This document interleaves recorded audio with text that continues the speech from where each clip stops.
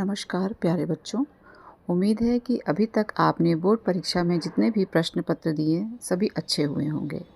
बच्चों 7 मार्च को हमारा सामाजिक विज्ञान का पेपर है और आज मैं सामाजिक विज्ञान के पेपर के पैटर्न और उसमें अच्छे अंक कैसे लाए उससे संबंधित महत्वपूर्ण बातें आपके साथ शेयर करूँगी। बच्चों सबसे पहले पेपर के प्रारूप के विषय में बात करेंगे। आपने कई विषयों के पेपर दे दिए हैं तो आपको आइडिया हो गया होगा। सामाजिक विज्ञान का प्रश्न पत्र भी 70 अंकों का ही होगा।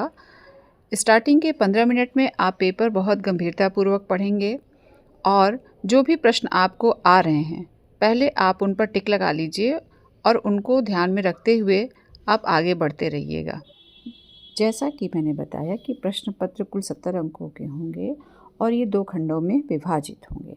पहले खंड में बहुविकल्पी प्रश्न होंगे जिन्हें OMR शीट पर करना होगा और दूसरे खंड में वर्णनात्मक प्रश्न होंगे। अब हम कुछ महत्वपूर्ण बातों के विषय में बात कर लें।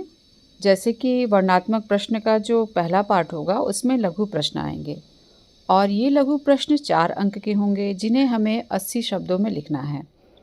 80 शब्द यानी कम से कम 10 से 15 लाइन या कम से कम आधा पेज।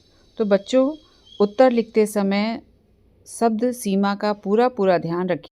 फिर वर्णनात्मक प्रश्नों के ही दूसरे पार्ट में हम विस्तृत उत्तरीय प्रश्न लिखेंगे और ये प्रश्न 6 अंक के होंगे और इन्हें 150 शब्दों में लिखना है। 150 शब्द यानी कम से कम 2 पेज।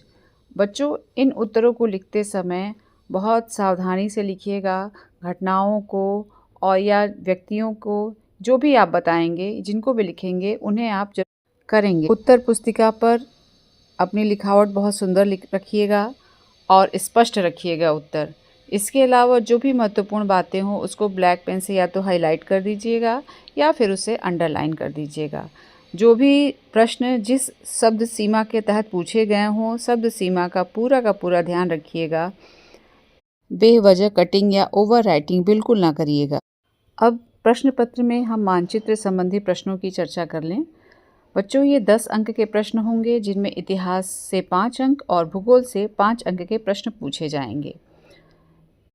मानचित्र में निर्देश दिया गया होगा कि चिन्हों के द्वारा उसको मानचित्र में दर्शाना रहेगा। जैसे भूगोल में कृषि, खनिज और ऊर्जा संसाधन, विनिर्माण उद्योग, जल संसाधन, इन चैप्टर्स को बहुत ध्यान से पढ़ लीजिएगा। इतिहास में भारत में राष्ट्रवाद चैप्टर ध्यान से पढ़िएगा क्योंकि मानचित्र के सभी प्रश्न इसी चैप्टर से पूछे जाएंगे। कांग्रेस का अधिवेशन और असहयोग आंदोलन, सविनय अवज्ञा आंदोलन, चंपारण आंदोलन या जितने भी सत्याग्रह आंदोलन हैं उन्हें ध्यान से पढ़ लीजिएगा। आइए आपको एक उदाहरण देती हूँ। ये प्रश्न पत्र में ही मानचित्र संबंधी जो प्रश्न पूछे जाएंगे उनके विषय में है। जैसे देखिए प्रश्न दिया हुआ है कि जालियांवाला बाग हत्याकांड कहाँ हुआ था। बच्चों इस प्रश्न को मानचित्र में दर्शाने के लिए जो चिन्ह बने हुए हैं उनको आप मानचित्र में दिखाएंगे और जगह का नाम भी लिखेंगे, तब आपको पूरे के पूरे अंक मिलेंगे। इस तरह आप मानचित्र भरते समय छोटी छोटी बातों का ध्यान रखेंगे तो आपके 10 में 10 नंबर मिलने आपको उम्मीद करती हूँ कि इस वीडियो के माध्यम से सोशल साइंस से रिलेटेड दिक्कतें दूर हो गई होंगी। परीक्षा के लिए बहुत बहुत शुभकामनाएं।